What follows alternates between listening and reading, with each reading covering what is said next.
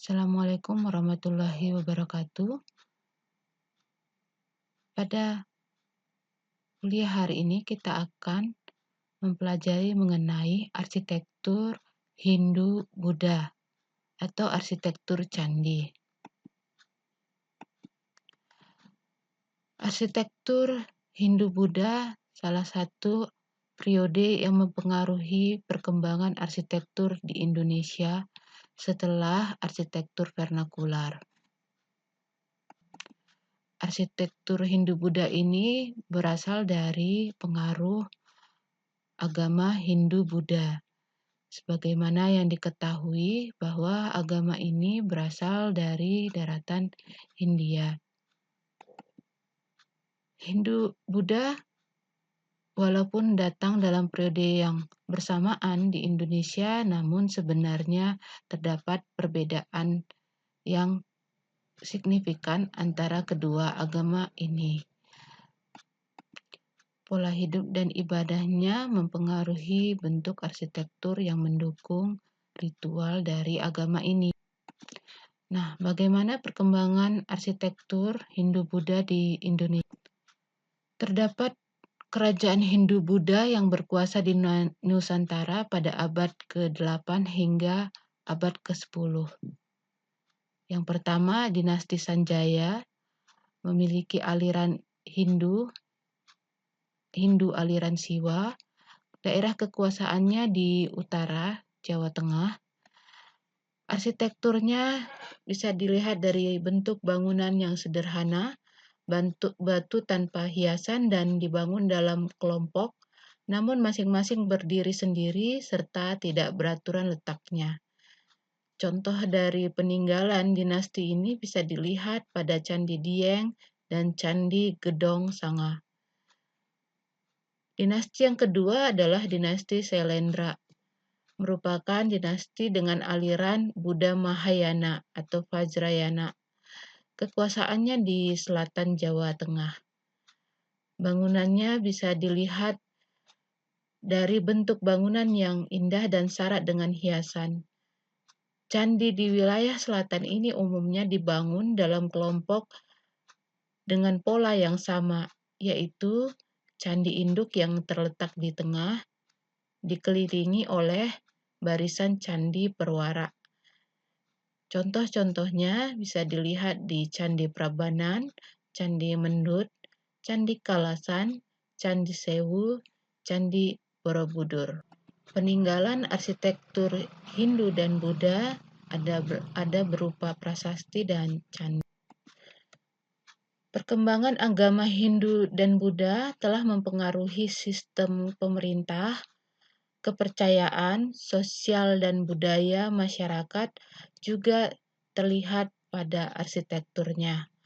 Hal ini yang paling dominan adalah munculnya arsitektur candi sebagai bentuk pengaruh yang tidak terpisahkan. Candi di Indonesia dapat ditelusuri dari Sumatera, Jawa, dan Bali.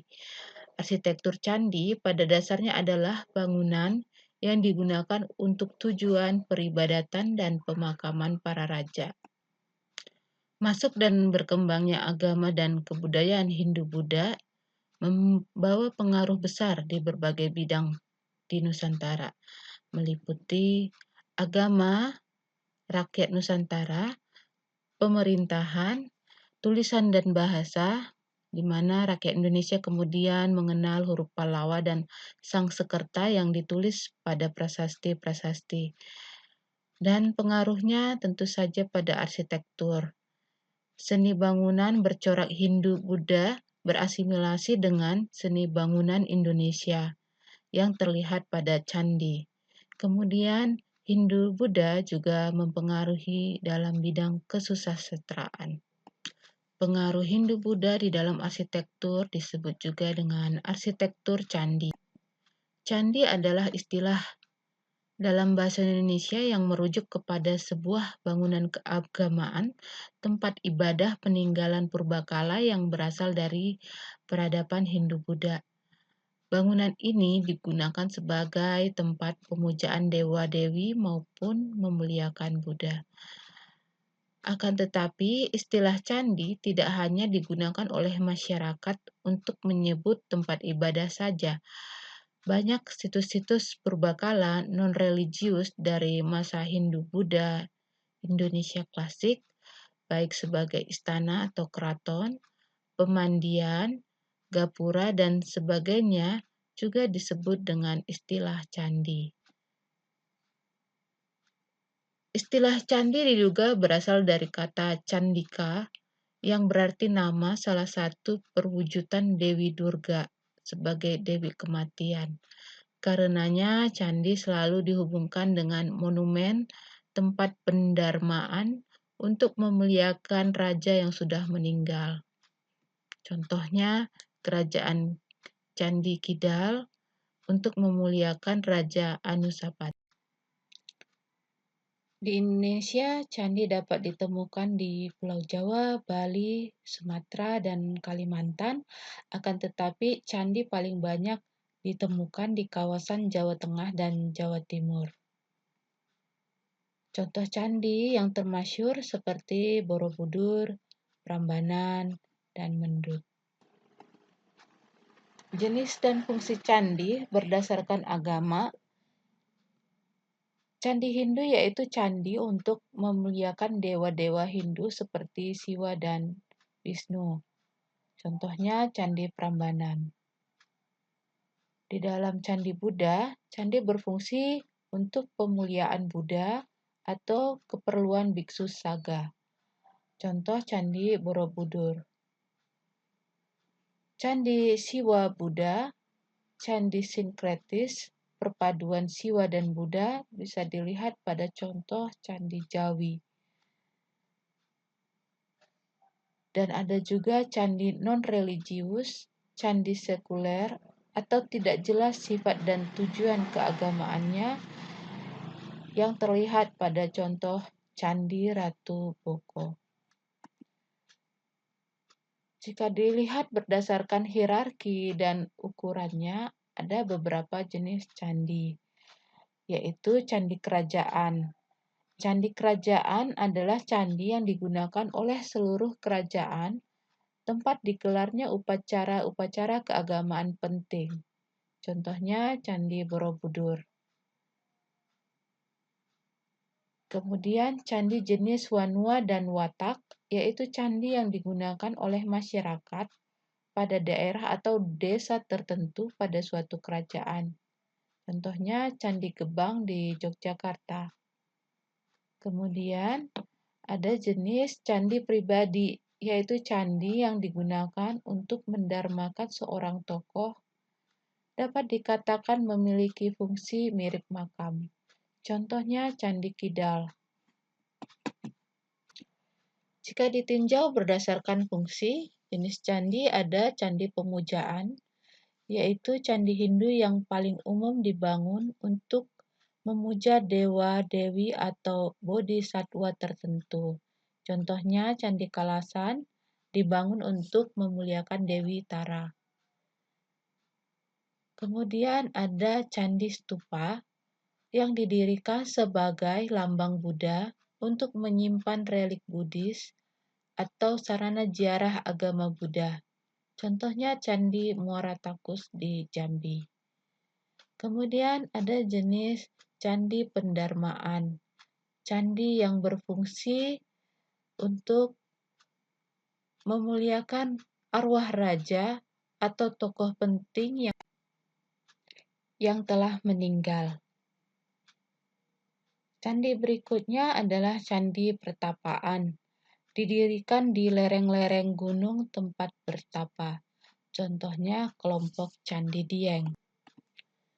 Ada juga Candi Vihara, didirikan untuk tempat para biksu atau pendeta tinggal dan bersemedi.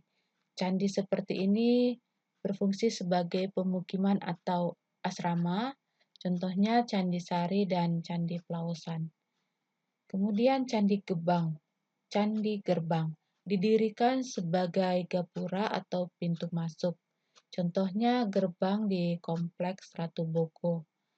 Ada juga Candi Petirtaan. Didirikan di dekat sumber air atau tengah kolam, fungsinya sebagai pemandian. Contohnya Candi Tikus. Beberapa bangunan purbakala seperti batur-batur landasan pendopo berumpak, tembok dan gerbang, dan bangunan lain sesungguhnya bukan merupakan candi. Seringkali secara keliru disebut pula sebagai candi. Bangunan seperti ini banyak ditemukan di situs Trowulan, ataupun Paseban, ataupun pendopo di kompleks Ratu Boko yang bukan merupakan bangunan keagamaan. Arsitektur candi Hindu-Buddha di Indonesia dapat dilihat dalam beberapa karakteristik. Yang pertama, berdasarkan lokasi, didirikan di dekat air, baik air sungai maupun dekat pertemuan dua buah sungai, danau, laut, bahkan kalau tidak ada harus dibuat kolam buatan atau meletakkan sebuah jambangan berisi air di dekat pintu masuk bangunan suci tersebut. Ada juga karakteristik dibangun di puncak bukit atau di lereng gunung, di hutan, atau di lembah. Berdasarkan tata letak arsitektur candi, terdapat dua jenis, yaitu sistem konsentris. Sistem konsentris adalah sistem gugusan terpusat, di mana posisi candi induk berada di tengah-tengah anak candi atau disebut juga candi perwara. Candi perwara disusun rapi berbaris mengelilingi candi induk. Contohnya dapat terlihat pada Candi Prambanan dan Candi Sewu. Tata letak yang kedua disusun dengan sistem berurutan, sistem gugusan linier berurutan, yaitu posisi Candi Perwara berada di depan Candi Induk. Ada yang disusun berurutan simetris, ada yang asimetris. Contohnya Candi Penataran dan Candi Suk. Selanjutnya kita akan menggali bagaimana tatanan, bagian, dan konsep arsitektural candi. Secara vertikal, struktur bangunan candi terdiri dari 3 bagian yang melambangkan kosmologi, pembagian dunia, satu kesatuan alam semesta yang sering disebut dengan Triloka. Bagian kaki candi disebut Burloka yang melambangkan dunia manusia. Bagian tubuh candi disebut Buvarloka yang melambangkan dunia untuk yang disucikan. Dan bagian atap candi dikenal dengan Swarloka yang merupakan dunia dewa-dewa. Kaki candi merupakan bagian bawah candi, melambangkan dunia bawah atau Burloka.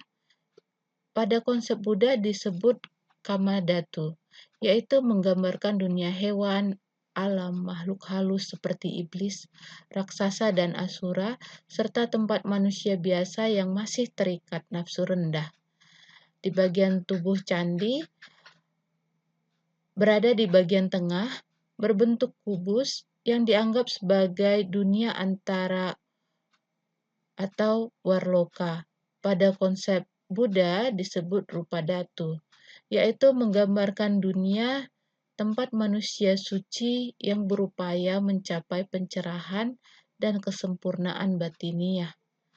Atap candi adalah bagian atas candi, menjadi simbol dunia atas atau Swarloka. Pada konsep Buddha disebut Arupa Dhatu, yaitu menggambarkan ranah surgawi, tempat para dewa dan jiwa yang telah mencapai kesempurnaan bersemayam. Ciri-ciri candi Hindu bisa dilihat pada pintu masuk candi, terdapat kepala kala yang dilengkapi dengan rahang bawah. Candi umumnya berbentuk ramping, biasanya berbentuk kompleks candi, dan candi utama berada di belakang Candi Perwara. Di Candi Hindu ada Arca Dewi Trimurti. Terdapat juga bentuk ratna di puncaknya. Umumnya adalah tempat pemakaman raja dan tempat penyembahan dewa. Atapnya berbentuk ratna, reliefnya diambil dari cerita Mahabharata maupun pengembangannya. Candi Buddha adalah sebagai tempat pemujaan. Struktur candi terbagi menjadi 3 tadi, yaitu Kamadhatu, Rupadhatu, dan Arupadhatu. Terdapat stupa di puncak candi dan terdapat patung Buddha. Candi utama berada di tengah candi-candi kecil, contohnya Candi Borobudur. Relief pada candi memberikan cerita tersendiri. Bentuk bangunan cenderung tambun, gemuk. Pada candi terdapat kala dengan mulut menganga tanpa rahang bawah dengan makara ganda di masing-masing pintu. Atapnya berbentuk stupa. Relief pada dinding candi diambil dari cerita Lalita Wistara, Gandawuya, Buddha Carita, dan penjelmaan Buddha yang lain. Bahan bangunan struktur arsitektur candi terbuat dari batu andesit, batu bekuan vulkanik yang ditata membentuk kotak-kotak yang saling kunci. Kemudian batu putih, yaitu batu endapan piroklastik berwarna putih, digunakan di candi pembakaran di Kompleks Ratu Boko. Bahan bangunan struktur arsitektur candi juga menggunakan bata merah dicetak dari lempung tanah merah yang dikeringkan dan dibakar. Candi Majapahit dan Sumatera banyak menggunakan bata merah. Kemudian bahannya juga menggunakan stucco, yaitu bahan semacam beton dari tumpukan batu dan pasir. Bahan stucco ditemukan di Percandian Batu Jaya. Bahan candi juga menggunakan bajra lepa, yaitu bahan lepa pelapis dinding candi semacam plaster putih kekuningan untuk memperhalus dan memperindah, sekaligus melindungi dinding dari kerusakan. Konon dibuat dari campuran putih telur, getah tumbuhan, kapur halus, dan lain-lain. Bekas-bekas bajra lepa ditemukan di Candi Sari dan Candi Kalasan. Candi juga terdiri dari bahan kayu. Beberapa candi diduga dibuat dari kayu atau memiliki komponen kayu. Candi kayu serupa dengan pura Bali yang ditemukan kini. Beberapa candi seperti Candi Sari dan Candi Plausan memiliki komponen kayu karena pada struktur batu ditemukan bekas lubang-lubang untuk meletakkan kayu gelagar penyangga lantai atas, serta lubang untuk menyisipkan daun pintu dan jeruji jendela.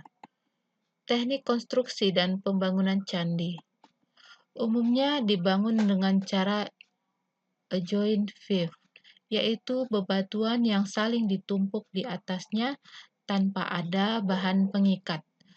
Pada awal abad ke-9, ahli bangunan Jawa menggunakan teknik India mengenai dinding batu berdaun ganda. Setelah abad ke-9, teknik konstruksi candi agak sedikit berubah sejalan dengan peralihan pusat politik pada masa itu ke Jawa Timur. Pembagian kelompok arsitektur candi dilihat dari masa pembangunannya dibagi dalam 3 bagian, yaitu masa klasik awal, masa klasik madya, dan masa klasik akhir. Masa klasik awal contohnya bangunan Prambanan dan Borobudur. Masa klasik madya terdapat di Sumatera seperti Padang Lawas, Muara Takus, dan Muara Jambi. Arsitektur candi di masa klasik akhir umumnya terdiri dari konstruksi bata yang secara meluas banyak terdapat di Jawa Timur, di mana candi berundak di lereng gunung, yang populer pada akhir periode ini. Jika dilihat dari sudut pengelompokan langgam atau jenis serta agama yang mewakili keberadaan candi tersebut, maka candi terbagi atas jenis Jawa Tengah Utara yang mewakili agama Hindu atau Siwa, dan jenis Jawa Tengah Selatan yang mewakili agama Buddha Mahayana, dan jenis Jawa Timur yang memiliki aliran Tantrayana. Gaya arsitektur candi dari langgam Jawa Tengah dan Jawa Timur dilihat dari tata letak lokasi candi utama. Untuk langgam Jawa Tengah, tata letaknya mandala konsentris, simetris, formal, dengan candi utama terletak tepat di tengah halaman kompleks candi dan dikelilingi jajaran candi-candi. Sedangkan di langgam Jawa Timur, tata letaknya asimetris, linier, mengikuti topografi atau penampang ketinggian. Lokasi dengan ketinggian candi utama terletak di bagian belakang, paling jauh dari pintu masuk, dan seringkali terletak di tanah yang paling tinggi dalam kompleks candi. Untuk relief, pada langgam Jawa Tengah, ukiran lebih tinggi dan menonjol dengan gambar bergaya naturalis. Di langgam Jawa Timur, relief ukiran lebih rendah atau tipis dan kurang menonjol. Gambar bergaya seperti wayang. Langgam candi di Jawa Tengah di bagian kemuncak atau mastaka terdapat stupa dalam candi Buddha dan terdapat ratna wajra atau lingga semu untuk candi Hindu. Sedangkan langgam di Jawa Timur pada bagian kemuncak atau puncaknya berbentuk kubus, kebanyakan untuk candi Hindu. Terkadang dagoba yang berbentuk tabung untuk candi Buddha. Di bagian kaki di langgam Jawa Tengah, undakan jelas terlihat dan biasanya terdiri atas satu bagian kaki kecil dan satu bagian kaki lebih besar. Peralihan antara kaki dan tubuh jelas membentuk selasar keliling tubuh candi. Sedangkan kaki candi di langgam Jawa Timur memiliki undakan kaki lebih banyak, terdiri atas beberapa bagian batur-batur yang membentuk kaki candi yang mengesankan ilusi perspektif agar bangunan terlihat lebih tinggi. Peralihan antara kaki dan tubuh lebih halus dengan selasar keliling tubuh candi lebih sempit. Orientasi candi pada langgam Jawa Tengah menghadap ke timur, sedangkan orientasi candi di Jawa Timur menghadap ke barat. Pada langgam candi di Jawa Tengah, di bagian gawang pintu dan hiasan relung, gaya kala Makara terdapat mulut menganga tanpa rahang ke bawah terletak di atas pintu, terhubung dengan Makara ganda di masing-masing sisi pintu. Sedangkan untuk langgam Jawa Timur, hanya kepala kala tengah yang menyeringai, lengkap dengan rahang bawah, terletak di atas pintu. Makara tidak ada. Di langgam Jawa Tengah, bentuk bangunan cenderung tambun, sedangkan di langgam Jawa Timur, bentuk bangunan cenderung tinggi dan ramping. Untuk bahan bangunan, di Jawa Tengah umumnya menggunakan batu andesit, sedangkan di Jawa Timur kebanyakan menggunakan bata merah. Di bagian atap pada langgam Jawa Tengah jelas menunjukkan undakan, umumnya terdiri dari 3 tingkatan. Sedangkan langgam Jawa Timur, atapnya merupakan kesatuan tingkatan. Undakan-undakan kecil yang sangat banyak membentuk kesatuan atap yang melengkung halus. Atap ini menimbulkan ilusi perspektif sehingga bangunan berkesan lebih tinggi. Dari penjelasan pengaruh Hindu-Buddha terhadap perkembangan arsitektur di Indonesia, coba kalian simpulkan. Apa persamaan yang bisa ditemukan antara arsitektur candi dengan arsitektur vernakular Bali yang sudah dibahas di pertemuan sebelumnya? Kemudian, apa yang Anda temukan antara arsitektur candi dengan arsitektur vernakular suku etnis Anda?